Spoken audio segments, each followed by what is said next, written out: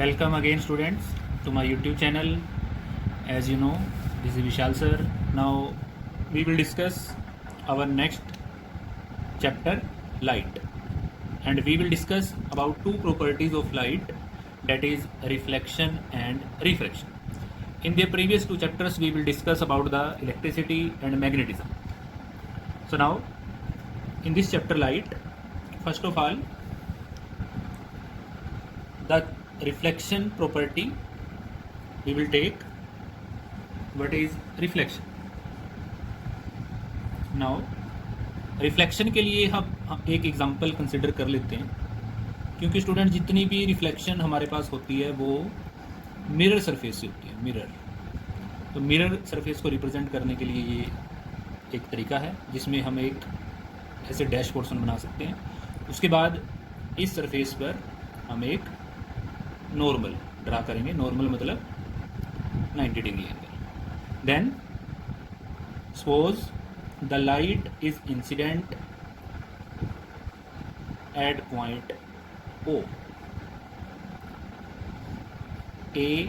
O is the incident light, and then this light will go back into the same medium in the direction OB. This angle normal के साथ जो हमारा angle बनेगा incident light का, उसको हम denote करते हैं आई से, और जो हमारे पास लाइट बाउंस बैक होकर दोबारा से उसी मीडियम में चली गई जहाँ से वो आई थी, that angle is represented by r. So reflection में हमारे पास क्या है? रिफ्लेक्शन क्या है? It is the phenomena of bouncing back. It is the phenomena of bouncing back of light in the same medium on striking the surface of an object. किसी भी object के सरफेस पर जब लाइट फॉल करेगी और वो bounce होकर दोबारा से उसे मीडियम में रिटर्न हो जाती है, that is the example of reflection. For example जो हम मिरर है, हमारे जितने भी हमारे घरों में मिरर्स हैं, that are the example of reflection, क्योंकि इसमें हमें अपनी इमेज दिखती है by the property of reflection. So in this case angle i is the incident angle, angle r is the reflection angle. OA is the incident ray, OB is the reflected ray, और ये जो हमने line draw किया this is the normal. तो एक point अब हमने हमेशा याद रखना है, the angle of incident and the angle of reflection are with the normal, not with the surface. Okay, so now in the next we have the laws of reflection.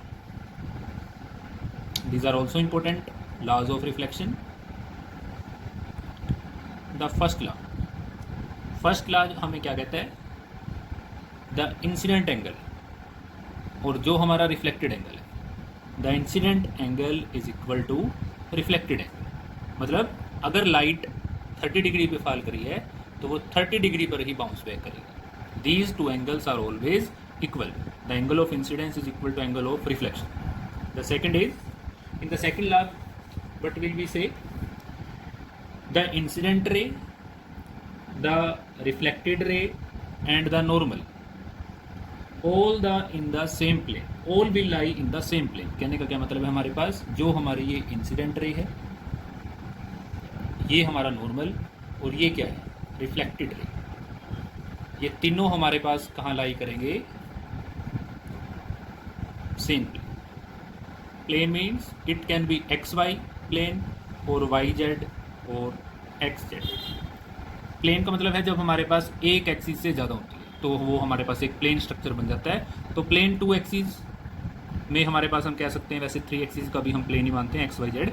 सो ये तीनों के तीन हमारे सेम प्लेन में लाई करेंगे, that is the second law of reflection. Okay, examples हमारे पास काफ़ी है रिफ्लेक्शन के, जैसे मिरर्स है, मिरर्स वाला मैंने एग्जाम्पल बताया। जितने भी मिरर्स हैं that are the example of reflection. Because and silver जो मेटल है is one of the best reflectors of light. जो हमारे पास सिल्वर मेटल्स होते हैं वो हमारे पास बेस्ट रिफ्लेक्टर्स होते हैं, ये सबसे ज़्यादा लाइट रिफ्लेक्ट करते हैं। Now students, in reflection we have the topic that we want to discuss in detail. ये डिटेल में हमने टॉपिक पढ़ना है मिरर्स के बारे में। अब मिरर्स हमारे पास कौन से मिरर्स होते हैं, स्फेरिकल मिरर्स होते हैं एक तो हमारे पास, एक हमारे पास प्लेन मिरर्स भी होते हैं। प्लेन मिरर्स जैसे हमारे हाउस होल्ड्स में जितने भी मिरर हैं जिसमें हम अपनी इमेज देखते हैं, that are plane mirrors. Spherical mirrors हमने डिटेल में पढ़ने हैं। स्फेरिकल मिरर्स जो है हमारे पास, स्फेरिकल मिरर क्या है, is that mirror whose reflecting surface is a part of hollow sphere. मतलब इन स्फेरिकल मिरर्स को हम किससे बनाते हैं, होलोस्फीयर से। और होलोस्फीयर से बनाएंगे तो वो फर्दर दो पार्ट में डिवाइड हो जाएंगे। एक हमारे पास बनेगा कनकेव मिरर और एक हमारे पास बनेगा कन्वेक्स मिरर। तो मतलब हमने स्फेरिकल मिरर्स को ही डिटेल में पढ़ना है। स्फेरिकल मिरर्स क्या होते हैं, these are the part of a reflecting surface of a hollow sphere. एक होलोस्फीयर का पार्ट है और वो दो पार्ट में हम उसको बना सकते हैं। First is concave and the next is convex. अब बनाते कैसे हैं, बनाने के लिए देखो हम कैसे स्फेरिकल मिरर्स को बना सकते हैं। फॉर एग्जांपल हमारे पास एक स्फेरिकल होलो सरफेस हम ले लेते हैं। We are considering a spherical hollow surface. Okay, suppose this is the center of the spherical surface C. Now if we want to cut, अगर हम इस स्फीयर से, ये जो मैं दोबारा से लाइन ड्रा कर रहा हूँ, ये कंप्लीट लाइन, अगर इतना पोर्शन हम यहाँ से कट कर लेते हैं, दैट पोर्शन इज कट। और इस पार्ट में से हमारे पास हम करते क्या हैं, होलोस्फीयर का ये पार्ट कट करने के बाद इस पोर्शन को, जो हमारे पास ये पोर्शन है, इसको हम पेंट कर देते हैं। और ये वाला जो पोर्शन है, आउटर पोर्शन को अगर हम पॉलिशिंग कर देते हैं, पॉलिश सरफेस, तो ये जो पोर्शन है ये कट होके हमारे पास इस तरीके से बन जाएगा। ऐसे ये पोर्शन कट हो गया हमारे पास, इस इनसाइड पार्ट को हमने पेंट कर दिया और आउटर पार्ट को पॉलिश कर दिया। पॉलिश मीन्स इस सरफेस से रिफ्लेक्शन होगी हमारे पास। तो ये जो मिरर हमारे पास बना है, this mirror is convex mirror. तो कन्वेक्स मिरर का जो आउटर पार्ट है, that is reflecting, outer part is reflecting surface. Again, in the same case, if we cut this part, और अब हमने उसका रिवर्स करना है, मतलब इस पोर्शन को अगर हम कट कर देते हैं यहाँ से, इस पोर्शन को कट करने के बाद हमने क्या करना है, इस पार्ट को पेंट कर देना है। तो हमारे पास ये पोर्शन इस तरीके से आ जाएगा और इसका इनवर्ड पार्ट क्या होगा, polish, that is reflecting surface. इस मिरर को ऐसे बना सकते हैं, ऐसे बना सकते हैं, एक ही बात है। तो इस केस में ये जो मिरर बनेगा हमारा, ये मिरर कौन सा बनेगा, कनकेव। ओके, सो द जो हमारे पास इनवर्ड पार्ट है, इनवर्ड पार्ट अगर रिफ्लेक्टिंग होगा तो कनकेव होगा, और आउटर पार्ट अगर रिफ्लेक्टिंग सरफेस होगा तो कौन सा मिरर होगा, कन्वेक्स।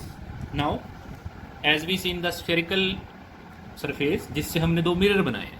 अब इस मिरर का जो सेंटर है हमारे पास, इस सेंटर को क्या कहेंगे, centre of curvature, centre of curvature of mirror. ये हमने कुछ पॉइंट्स याद रखने हैं जिसको हम डिनोट करते हैं सी से। तो जब भी हम कोई मिरर बनाएंगे, फॉर एग्जांपल कनकेव मिरर, तो जब एक लाइन ड्रा करेंगे, तो लाइन कनकेव है तो हमारे पास ये पार्ट हमने पेंट किया है और ये पार्ट हमारे पास रिफ्लेक्टिंग है, और इसका जो सेंटर ऑफ कर्वेचर होगा वो हमारा कहीं यहाँ लाई करेगा। Okay, and the radius of this spherical surface, that is denoted by capital R. Now this radius, capital R, is called radius of curvature. तो इसको भी हमने याद रखना है कि मिरर जिस स्फीयर से बना है उसका रेडियस क्या होगा, radius of curvature. Also the middle part of the mirror is the pole, इसको हमने P से डिनोट करना है, पोल ऑफ द मिरर। और जो एक्सिस पोल से पास करेगी उस एक्सिस को क्या कहेंगे?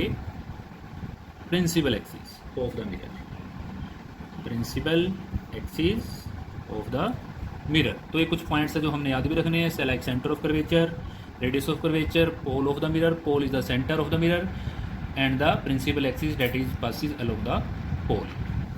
So students, this is the introduction part of light. हमने पढ़ा कनकेव कन्वेक्स के बारे में।